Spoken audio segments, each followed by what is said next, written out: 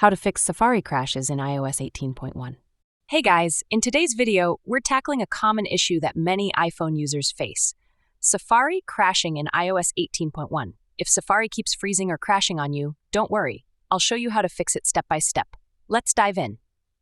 First, check for software updates. Go to Settings, tap on General, then Software Update. Make sure your iPhone is running the latest version of iOS 18.1.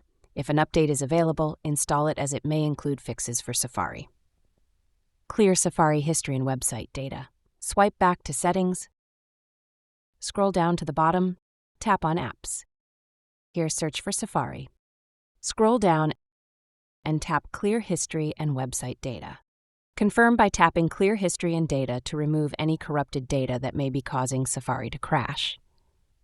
Disable experimental features in Safari. In Safari settings, scroll down and tap Advanced. Disable any features that might be causing conflicts.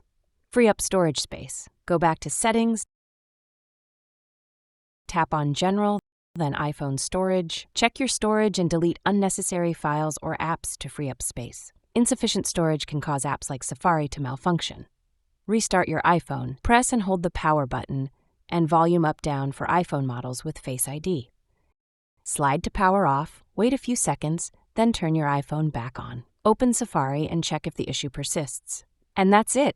By following these steps, you should be able to fix Safari crashes in iOS 18.1. I hope this helped. And if you found this video useful, don't forget to like, comment, and subscribe for more helpful tips. See you in the next video.